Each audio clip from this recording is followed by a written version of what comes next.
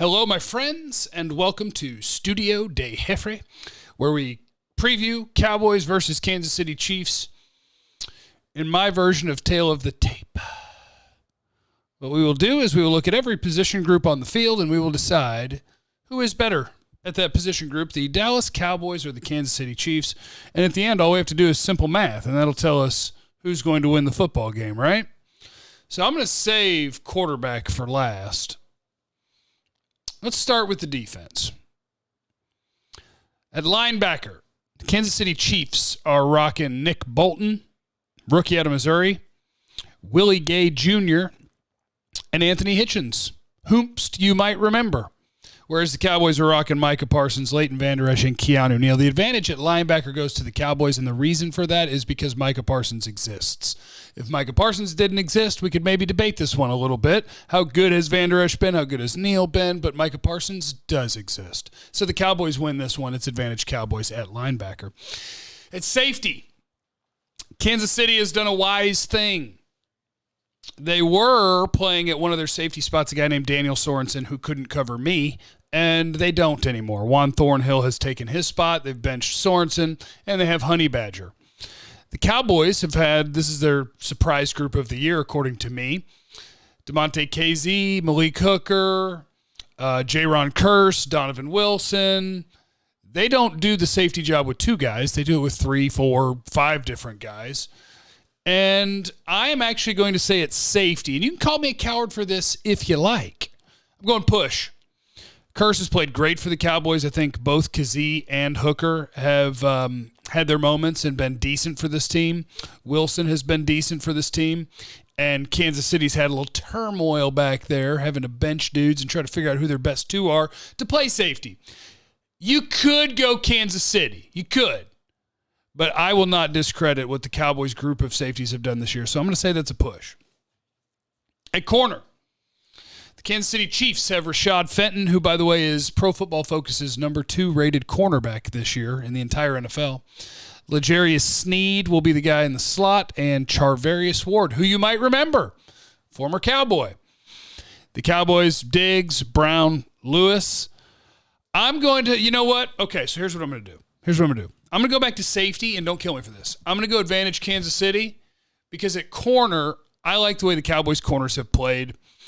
Pro Football Focus can say Diggs is the worst cornerback in the league, but when you've generated 8 turnovers for your defense, that's BS. So I'm going to go advantage Dallas at corner, and although I think that's fairly close, because of that, I'll go back to safety and give that to Kansas City because even though I think it's close, I'm going to lean Kansas City. Just little leans, okay? At defensive tackle, Kansas City has Derek Nottie out of Florida State. He's a run plugger, big boy. Chris Jones, of course, and Jaron Reed. And the Cowboys have Oso Odighizuwa, Carlos Watkins, Tristan Hill. Advantage Chiefs, they have actual football players there, and Chris Jones is an absolute baller, whereas the Cowboys are just trying to get the job done until they could get Neville Gallimore back and hopefully continue to figure out how to get better at defensive tackle. So advantage Chiefs on that one. On the edge, this would be different if the Cowboys were healthy. If the Cowboys were healthy and the names I was going to list were Tank Lawrence and Randy Gregory, this would be advantage Cowboys. But because this is Dorrance Armstrong, Terrell Basham, I'll take Frank Clark and Melvin Ingram by a little bit. So it's advantage Chiefs, which is really strange because I think I just went 1, 2, 3 for the Chiefs out of 5 groups on defense, and the Chiefs' defense is bad, and the Cowboys' defense has been good. Huh. Well, can't worry about that. Kansas City's wide receivers. Mecole Hardman has been demoted. Mecole Hardman as a number 2 wide receiver was a experiment Kansas City was trying out. It didn't work out for him. He's not going to be doing that anymore. So now it's Tyreek Hill, Byron Pringle, Demarcus Robinson, Josh Gordon's over there somewhere. The Cowboys roll out CeeDee Lamb, Michael Gallup, Amari Cooper, Cedric Wilson, and this one is advantage Cowboys, and it's advantage Cowboys, and it's advantage Cowboys, and it ain't close. At tight end, it's Travis Kelce against Dalton Schultz, and this one's advantage Kansas City, Kansas City, Kansas City, and it ain't close. Offensive tackle. Kansas City's left tackle is Orlando Brown, formerly of the Ravens. Their right tackle this week is Andrew Wiley because they have multiple injuries along the offensive line. Andrew Wiley, if his family and friends are listening, I apologize, is not good. Cowboys will be rocking, I believe, Tyron Smith and Lyle Collins. Advantage Cowboys big. Kansas City at offensive guard is Joe Tooney and Trey Smith. Both of them, spoiler alert, pretty good. Cowboys will be rocking probably Connor Williams. Is that up for debate? And Zach Martin. By virtue of Zach Martin, you could say advantage Cowboys. I'm thinking about going push. I'll go Cowboys. Zach Martin's better than either of these dudes. And Connor Williams is in the ballpark of those dudes. So it's advantage Cowboys. Kansas City center Creed Humphrey has been really, really good. So center is advantage Kansas City, although it is worth mentioning that Tyler Biadasz for the Cowboys has been pretty good lately. At running back, the Chiefs have Darrell Williams and Jerick McKinnon. The Cowboys have Zeke and Pollard. Advantage Cowboys, the end. So now we come down to doing math to decide who's going to win the football game. I had, 2 pushes? Did I go 2 pushes or did I change my pushes? Oh, I'm sorry. Yeah, there's still one position I got to do. Hold on, I'm going to have to redo my math too because I've changed some of my scoring along the way. Quarterback, the Kansas City Chiefs have Pat Mahomes and the Cowboys have Dak Prescott. Leave in the comments who you would say has the advantage this weekend in the football game. Because here is the honest truth that the world is not ready for. The world is not ready for this. In the year of our Lord 2021, Dak Prescott's been a better quarterback than Pat Mahomes.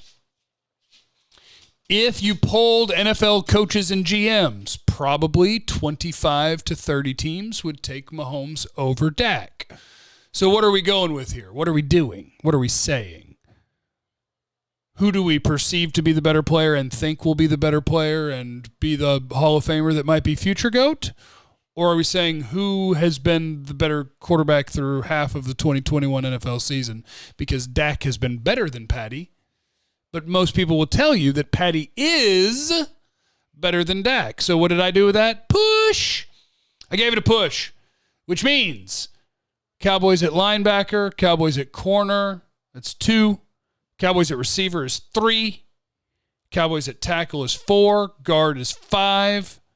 Running back is 6. So 6 for the Cowboys. Chiefs, I gave safety. D tackle, edge, that's 3. Tight end is 4. Center is 5. And that is it. And then we pushed at quarterback. 6 to 5 to 1. Cowboys win. That was easy, right?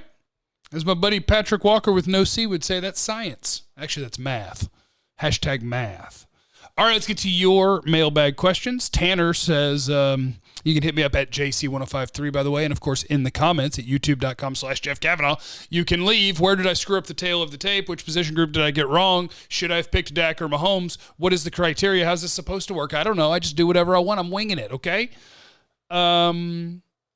Give me your own tail of the tape in the comments. D-Law or Gregory for the future from Tanner? I would say Gregory. Because Gregory the games he has missed is because the NFL is dumb. And I don't believe that the NFL will continue to be archaic in the way they deal with mental health. So I don't think Randy Gregory will be suspended for medicine for mental health. Excuse me. And also I believe that he stopped all that to have other addictions that the NFL is okay with, which is wild. Like, don't you dare have marijuana. But Randy's now like chain smoking and smashing Copenhagen. Which I'm 2 months free of, thank you. I would say Gregory. Less wear and tear on the body. Better pass rusher. D-Law's been hurt so much. It's going to be great to have them both at the end of the year, though. And somebody else asked me about D-Law, like, when is he going to play? Here's my information/guess on when Tank Lawrence will be back. I believe Tank Lawrence is going to miss 3 more games, Kansas City and 2 more. Best case scenario, I believe he misses Kansas City and 1 more, but I would bank on Kansas City plus 2. And then Tank Lawrence returns. Do the Cowboys play more zone against the Chiefs to help with the speed discrepancy from @D2EJB? I would think so. Question is, because I believe Dan Quinn is a really good defensive coordinator, I think he's a smart football guy, right? We all think that, right? Sure we do. The, quote, blueprint, we talked about the Cowboys blueprint, right? Yeah, man coverage and stack the box. That doesn't work. Chiefs, the blueprint that appears to be most effective is 2 deep safeties, don't blitz, rush 4, cover with 7, 2 deep safeties. It's not really what the Cowboys do. It's not really what Dan Quinn has been doing. It's not really what their personnel does unless you put Kazee and Hooker on the field together. So Dan Quinn is going to have to figure out, what is my plan to stop Kansas City? In a copycat league, am I going to ask Jaron Kearse or Donovan Wilson to cover a deep half as opposed to playing down a lot in this game? Am I willing to play KZ and Hooker together to each have a deep half? Because the blueprint is not a lie. Here's the problem. As an analyst, just as a human, I want the Cowboys to win. As an analyst, it's kind of a tough matchup because you're going to be asking your team to pressure with 4 without your 2 best pressure players in the lineup and cover with 7 with 2 deep safeties with a team that doesn't usually play 2 deep safeties. So if you're a styles make fights kind of guy, the style, the matchup, what stops one team and what another team wants to do, I think it's kind of a Chiefs-friendly matchup. You just have to have faith in the fact that your coaches are smart and you believe the Cowboys are the better team. From Bry High, what is Jones/McCarthy's opinion on what is more important, locking up home field advantage or resting players to be healthy during the playoffs? I would imagine because Mike McCarthy knows numbers. Every time I hear him talk, I realize that he knows a lot about the numbers and what numbers are important and what they mean and all that. The bye, technically player health is more important because if you tell me you don't have Dak, then I tell you that your season's over, right? But you have to be willing to risk things a little bit because of how important a bye is. Because here's how important a bye is. If you're the number 1 seed, you have a 0% chance of losing a game in the first round. If you're the 2 seed, what do you think the chances are the 2 seed loses to the 7 seed when they're at home? Let's say it's a 70-30 game. So you got a 30% chance of losing. Then, let's say you win that game. If you're the 2 seed, you go on to play the 1 seed. Well, you're going to play the 1 seed in their house. And so we'll say you have a, 40 to 50% chance of winning that game as opposed to a 50 to 60% chance of winning that game and a 0% chance of losing the previous round. The bye is super important. Play for the bye. It is super important.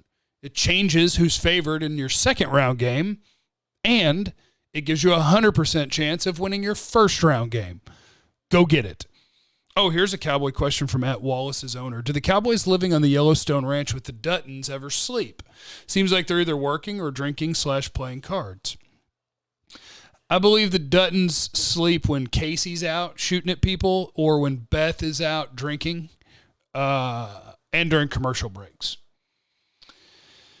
Spurs and Salsa, do you think they're grooming Steele so they can let go of Collins or Smith in the offseason? No, not so that they can. I think they're grateful that Terrence Steele has been a really good option as a backup because if you wanted to, it gives you options. Like right now, the Cowboys are going to have options at wide receiver in the offseason because Amari Cooper's guaranteed money is up, Michael Gallup's contract is up, so they have decisions, right? Do we want to bring back Cedric Wilson for less than Michael Gallup? Do we want to bring back Michael Gallup and maybe trade Amari Cooper for extra value there to invest in the defense or somewhere else or to pay Randy Gregory, blah, blah, blah, blah, blah. They have options because they have good wide receivers in different contract situations. They'll have the same thing at offensive tackle. I don't want to move on from Tyron Smith because he's awesome. You just have to make sure you have a good backup offensive tackle because he is going to miss games.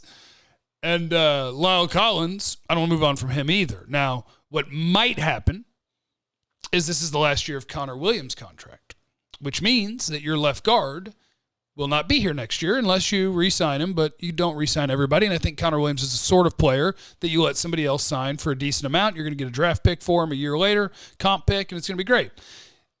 Maybe if you love Terrence Steele, you pop him in at right tackle and you play Lyle Collins at left guard where Connor Williams is left.